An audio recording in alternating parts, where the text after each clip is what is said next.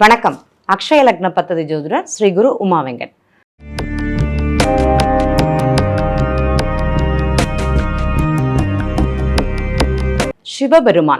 சிவபெருமான வணங்காதது யாருமே கிடையாதுன்னு சொல்லலாம். ஏன்னா அவர் காக்கும் கடவுள் சொல்லுவோம். பிரம்மா, விஷ்ணு, சிவன் இவங்க 3 பேருமே 3 தன்மைகளை கொண்டவங்க. ஒருத்தங்க ஆக்கிறது, ஒருத்தங்க அழிக்கிறது, ஒருத்தங்க காக்கும் கடவுள்னு சொல்லுவாங்க. அந்த காக்கும் கடவுள் சிவன் ஒரு நாள் என்ன பண்ணுவாராம், முருகனும் விளையாடி கொண்டிருந்தார், கணபதியும் கூட. அப்போ என்ன பண்ணுவாராம், சிவனுக்கு படைத்தல் தொழில் ஒன்று இருக்கும், எல்லா உயிர்களுக்கும் உணவு கொடுக்கணும் அப்படிங்கிறது. அப்போ கணபதி என்ன பண்ணுவார், ஒரு சின்ன எறும்பு எடுத்துட்டு ஒரு டப்பாக்குள்ளே அடைத்து வைத்துடுறார். சின்ன ஒரு பொருளில் அடைச்சி வச்சுட்டு இந்த எறும்புக்கு அப்பா எப்படி உணவு கொடுப்பார் அப்படிங்கிற ஒரு கேள்வி இருந்துதான் அந்த குழந்தைகளுக்கு. அப்போ என்ன பண்ணாரா, சிவன் தன்னுடைய எல்லா வேலைகளையும் முடித்து கொண்டு பார்வதிகிட்ட சொல்லும்போது, அப்பா நீங்கள் எல்லாத்துக்குமே உணவு கொடுத்துட்டீங்களா அப்படிங்கிற கேள்வி இருந்துதான் குழந்தைகளுக்கு. ஆமாம், என் படைக்கும் என் காக்கும் என் படைக்கும் தொழிலை நான் படைத்து விட்டேன் அப்படிங்கிற மாதிரி சொன்னாங்களாம். சரி அப்படின்னு சொல்லிட்டு அப்போ அந்த குழந்தைகள் என்ன பண்ணுறேன்னா, இல்லை நான் ஒரு டப்பாக்குள்ளே ஒரு உயிரினத்தை அடைத்து வச்சிருக்கிறேன், அதற்கு நீங்கள் எப்படி உணவு கொடுக்க முடியும் அப்படின்னு சொல்லிட்டு, நீ இப்போ அதை திறந்து பார் அப்படிங்கிற மாதிரி சிவபெருமான் சொன்னாராம். அங்கே பார்க்கும்போது அந்த எறும்புக்கு பக்கத்தில் ஒரு சின்ன அரிசி அப்படிங்கிறது இருந்துதான். இப்போ ரொம்ப வியந்து போனாங்களாம். ஏன்னா அந்த சிவபெருமானுக்கு பாகுபாடு அப்படிங்கிறது கிடையாது, ஏற்றம் இறக்கம் அப்படிங்கிறது கிடையாது. அதாவது மனிதனோ விலங்கோ யாரானாலுமே ஒன்று போல பார்க்கக்கூடிய ஒரு தன்மை அப்படிங்கிறது சிவபெருமானுக்கு கண்டிப்பாக உண்டு. இந்த சிவன் வழிபாடு யாரெல்லாம் பண்ணலாம்? பொதுவாக பார்த்தீங்கன்னா இந்த சிம்ம லக்னக்காரங்களுக்கு சிவபெருமானை கெட்டியாக பிடிச்சிருந்தாங்கன்னா போதும், அவர் நினைத்ததை நினைத்த மாத்திரத்தில் அந்த சிவபெருமானுடைய தன்மைகள் அப்படிங்கிறது அந்த சிம்ம லக்னம் அக்ஷய லக்னமாக யாருக்கு செல்கிறதோ கண்டிப்பாக அவங்களுக்கு கிடைக்கும். இந்த கிரகம் அனுசரித்த தன்மை தான். இப்போ நான் பிறந்திருக்கேன் அப்படின்னா, நான் ஒரு பங்குனி மாதத்தில் பிறந்திருக்கேன், என்னுடைய லக்னம் அக்ஷய லக்னம் தற்போது சிம்ம லக்னமாக இருக்குது. அப்போ நான் எப்படி இருப்பேன்னு பார்த்தீங்கன்னா, என்னுடைய தன்மைகள் கொஞ்சம் கம்மியாக இருக்கும். இவங்க இந்த சிவன் வழிபாடு பண்ணுறது ரொம்ப சிறப்பாக இருக்கும். அதே மாதிரி ஒருத்தங்க தை மாதத்தில் பிறந்திருந்தாங்க, அவங்களுக்கு அக்ஷய லக்னம் தற்போது சிம்ம லக்னமாக இருக்குது. இவங்களுக்கு சிவபெருமானத்தான் ஏது நேரமும் இவங்க சிவன் வழிபாடு காலை மாலை 2 நேரமுமே சிவனை கண்டிப்பாக சுவாமி தரிசனம் பண்ணணும்னு சொல்லலாம். ஏன்னா இந்த சிவனோட தன்மைகள், இவங்களுக்கு கிடைக்கக்கூடிய அனுகூலங்கள், இவங்களுக்கு கிடைக்கக்கூடிய அனுபவங்கள், எனக்கு கிடைக்கக்கூடிய பதவி, எனக்கு கிடைக்கக்கூடிய உயர் பதவி, பொருளாதாரம் எல்லாமே இந்த காலகட்டத்தில் இவங்களுக்கு கிடைக்கிறது கொஞ்சம் கம்மியாக இருக்கும். அப்போ காலை மாலை 2 வேளையிலுமே சிவன் வழிபாடு பண்ணணும்.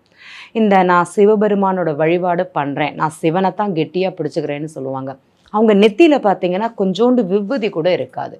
நம்ம எந்த ஒரு கடவுளை வணங்குறோமோ அந்த கடவுளுடைய அவங்களுடைய திருநீர்னு சொல்லுவாங்க, அந்த திருநீர் கொஞ்சமாட்டி இருக்கணும். இப்போ நான் அம்மன் தேவி உபாசகனாக இருக்கிறேன் அப்படின்னா என் நெத்தியில் கொஞ்சோண்டு குங்குமம் இருக்கணும். இல்லை நான் பெருமாளோட உபாசகனாக இருக்கிறேன், எனக்கு ஒரு நாமக்கட்டை அப்படிங்கிறது அங்கே இருக்கணும். நான் ராமரை வணங்குறேன், என் கையிலையோ என் தலையிலையோ இல்லைன்னா என்னிடத்தில் எப்போதுமே ஒரு துளசி அப்படிங்கிறது அங்கே இருக்கணும். இல்லைன்னா செந்தூரம்னு சொல்லுவாங்க, அந்த செந்தூரம் அப்படிங்கிறது என் நெத்தியில் இருக்கணும். எந்த ஒரு கடவுளை வணங்கும் போதுமே நமக்கு அவங்களுக்குண்டான அந்த ஒரு அடையாளம்னு சொல்லலாம், அந்த அடையாளம் நம்மள்கிட்ட கண்டிப்பாக வேணும். அந்த திருநீர் பார்த்தீங்கன்னா அதற்கு 1000 மகிமைகள் அப்படிங்கிறது இருக்கும். நம்ம ஒரு பொருளை உருவாக்குறோன்னா அது புதுமையாக இருக்கும். அந்த திருநீருக்கு ஆப்போசிட் கேரக்டர்னு சொல்லலாம். ஒரு பொருளை பதப்படுத்த ஒரு பொருளை எரிக்க அதோட சாம்பல்லேருந்து கிடைக்கக்கூடியது தான் திருநீர். அப்போ அது சிவனோட ரொம்ப, இந்த சிவன் பார்த்தீங்கன்னா ருத்ர தாண்டவம் ஆடும்போது யாருமே பக்கத்தில் இருக்க முடியாது. அந்த மாதிரி அந்த பதப்படுத்தப்பட்ட ஒரு நீர் தான் திருநீர். அந்த திருநீருக்கு அவ்வளோ மகிமை. அந்த திருநீரை நம்ம வச்சுக்கிறது ரொம்ப ரொம்ப விசேஷம். நான் சிவனை தாங்க கும்பிடுறேன், 24 மணி நேரம் சிவாய நமக, நமச்சிவாய, ஓம் நமக் சிவாய மந்திரம் சொல்லாமல் இல்லை, எல்லா நேரமும் சொல்கிறேன் அப்படின்னு சொல்கிறவங்க அவங்க நெத்தியில் ஏது நேரமும், அதாவது படுக்க போகிற நேரம் இருந்தால் கூட நம்ம பெரியவங்க என்ன சொல்லுவாங்கன்னா, கொஞ்சோண்டு திருநீர் எடுத்து நெத்தியில் வச்சுட்டு படுன்னு சொல்லுவாங்க. கனவுல கூட எந்த ஒரு கிரகங்களுடைய தாக்கங்கள் நமக்கு இல்லாமல் இருக்கணும் அப்படின்னா இன்றளவிலையும் பெரியவங்க வந்து நெத்தியில திருநீர் வச்சுட்டு படுக்கிற ஒரு பழக்கம் அப்படிங்கிறது இருந்து வருகிறது. அப்போ நாமளும் செய்யணும் அப்படிங்கிறது உண்மை. நான் சிவனை கும்பிட்றேன்னு சொல்கிறவங்க அதை கண்டிப்பாக செய்யணும். இந்த சிவன் வழிபாடு பண்ண பண்ண முக்தி மோட்சம் அப்படிங்கிறது கண்டிப்பாக இருக்கும்.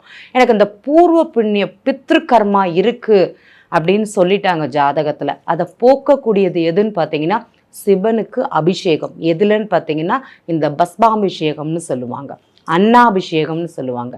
இந்த அன்னாபிஷேகம் எப்போதுமே நடக்காது, விசேஷ நாட்களில் மட்டும்தான். ஆனால் இந்த திருநீரால் அபிஷேகம், பஸ்மாபிஷேகம் யார் ஒருத்தங்க சிவன் கோவிலில் கொண்டு கொடுக்குறாங்களோ அவங்களுக்கு இந்த பூர்வ புண்ணிய கர்மா அப்படிங்கிறது கழியுமானா கண்டிப்பாக கழியும்னு சொல்லலாம்.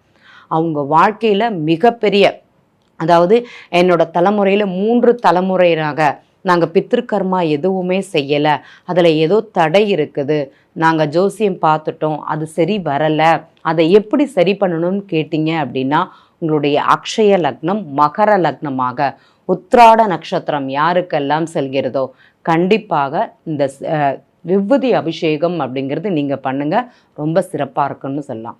இந்த பஸ்மாபிஷேகம் பண்ண பண்ண பண்ண உங்கள் வாழ்க்கையில் நிறைய மாற்றங்கள் வரும். இல்லை நான் வந்து ரிஷப லக்னமாக இருக்கேன், நான் வந்து இந்த அபிஷேகத்தை பண்ணலாமா? உங்களுடைய லக்னம் அக்ஷய லக்னம் ரிஷப லக்னம், அதுவும் இந்த கார்த்திகை நட்சத்திரம் 2, 3, 4 பாதங்கள் போகும்போது இந்த விபூதி வாங்கி கோவிலுக்கு சிவபெருமானுக்கு அபிஷேகத்துக்கு கொடுக்க ரொம்ப சிறப்பாக இருக்கும். என்ன கிழமையில் கொடுக்கலான்னு ஒரு கேள்வி எல்லாருக்குமே இருக்கும். ஏன்னா என்னுடைய ஜென்ம நட்சத்திரத்தை அன்னைக்கா, இல்லைனா ஏதாட்டு விசேஷ நாட்கள்லாம். எப்போதுமே ஒரு கோவிலுக்கு பரிகாரம் செய்யணும் அப்படின்னா அது திங்கக்கிழமை ரொம்ப ரொம்ப விசேஷம். இந்த திங்கக்கிழமையில் நீங்கள் சிவன் கோவிலில் போயிட்டு இந்த திருநீர் அபிஷேகத்திற்கு பஸ்பம் வாங்கி அதை அபிஷேகத்துக்கு கொடுங்க. உங்களுக்கு மாற்றம் வருமானா கண்டிப்பாக மாற்றம் வரும். எனக்கு வந்து இந்த பித்ரு சில குடும்பங்களில் பார்த்தீங்கன்னா குழந்தைகள் வந்து ஒரு பிறக்கும் ஏதோ ஒரு அழுத்தம் அவங்களுக்கு இருக்கும். குழந்தை பிறக்கும் நல்லா இருக்கும் சில குடும்பங்களில் இந்த குழந்தைகள்னால் அழுத்தம், அவங்க பழக்க வழக்கங்கள், அவங்களுடைய கம்யூனிகேஷன், சில மாற்று மதம் இவங்க குடும்பத்தில் இருக்குமானா இருக்கும், மாற்று மத திருமணங்கள். இதனால் அந்த சந்ததிகள், அந்த தாய் தந்தை வந்து பாதிக்கப்படுவாங்களான்னா கண்டிப்பாக பாதிக்கப்படுவாங்க. இவங்களுக்கெல்லாம் இந்த சிவன் கோவில் இந்த திருநீர் அபிஷேகம் பஸ்மாபிஷேகம் ரொம்ப ரொம்ப விசேஷம். இதை செய்ய செய்ய அவங்களுக்கு நல்லாயிருக்கும். கன்னியா லக்னம் ஒருத்தங்களுக்கு அக்ஷய லக்னமாக போச்சு. நம்மள்கிட்ட வந்த ஜாதகர் அவங்க பிறந்த மாதம் பார்த்திங்கன்னா அவங்க கடக மாதம், அதாவது ஆடி மாதத்தில் பிறந்தாங்க. அந்த ஆடி மாதத்தில் பிறக்க இவங்க பிறந்தவங்க நிறைய வாழ்க்கையில் மாற்றங்கள் அவங்களுக்கு. இந்த கன்னியா லக்னம் எப்போ ஆரம்பிச்சதோ அப்போ நம்மள்கிட்ட ஜாதகம் பார்க்க வந்தாங்க.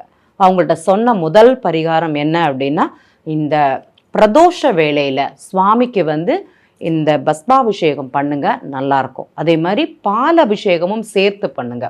பால் பண்ணிட்டு பஸ்மாபிஷேகமும் பண்ணுங்க. சுவாமிக்கு அன்ன நைவேத்தியம் பண்ணி அதை எல்லாருக்குமே கொடுங்க அப்படிங்கிற மாதிரி சொன்னோம். பிரதோஷ வேளையில் அந்த பூஜைகளை செய்ய செய்ய ஒரு 11 பிரதோஷம் அவங்க இதை செஞ்சாங்க, தொடர்ந்து செய்து வந்தாங்க. அவங்களுக்கு வந்து இந்த குழந்தை பிறப்பில் பிரச்சனை இருந்ததுன்னு சொன்னாங்க. தொழில் முன்னேற்றம் அவங்க வாழ்க்கையில் இல்லை. இது ரெண்டுமே அவங்களுக்கு சரியாச்சானா கண்டிப்பாக சரியாச்சு. அவங்களுக்கு தொடர்ந்து செய்து வந்ததுனால அடுத்து வரக்கூடிய நட்சத்திர புள்ளிகளில் மிகப்பெரிய லாபத்தையும் சந்தோஷத்தையும், குழந்தைகள்னால் ஒரு லாபம் அப்படிங்கிறதும் மனமகிழ்ச்சியும் அவங்களுக்கு இருந்தது. அந்த குழந்தைகளுக்கு ஏற்பட்ட குறை கூட இந்த காலகட்டத்தில் அவங்களுக்கு சரியான தீர்வு, சரியான மருத்துவமனை அந்த குழந்தைக்கு கிடைச்சது. இவங்க செய்த, அதாவது அந்த பூர்வ புண்ணிய கர்மாக்களை கரைக்க இந்த தாய் அப்படிங்கிறது இந்த குழந்தைகள் மூலமான சந்தோஷத்தை அனுபவிக்கிறாங்க அப்படிங்கிறது சொல்லலாம். அதே மாதிரி இந்த திருமணமாகாத தம்பதிகள் நீங்கள் என்ன பண்ணணும்னா சிவன் கோவிலில் என்ன ஹோமம் நடந்தாலுமே அந்த ஹோமத்தில் போய் நீங்கள் கலந்து கொள்ளவும். ஹோமம் நடக்கும், யாகம் நடக்கும். அந்த யாகசாலையில் நெய் வாங்கி விடுறது ரொம்ப விசேஷம். எனக்கு வந்து 35லேருந்து 45 வயசு ஆயிடுத்து. என் ஃப்ரெண்டுக்கு திருமணம் ஆகலை. எங்கள் வீட்டில் ஒரு ஆள் இருக்காங்க, அவங்களுக்கு கல்யாணம் ஆகலை. சிவன் கோவிலில் என்ன ஹோமம் நடந்தாலுமே யாகம் நடந்தாலுமே அங்கே போய் கலந்துக்கிண்டு அங்கே போய் நடக்கிற யாகசாலையில் நெய் வாங்கி கொடுக்கலாம், சமைத்து வாங்கி கொடுக்கலாம். அதற்கு தேவையான அந்த ஹோம பொருட்கள் அப்படிங்கிறது வாங்கி கொடுக்க உங்களுக்கு திருமண யோகம் அப்படிங்கிறது விரைவாக கைவரும்னு சொல்லலாம். நன்றி.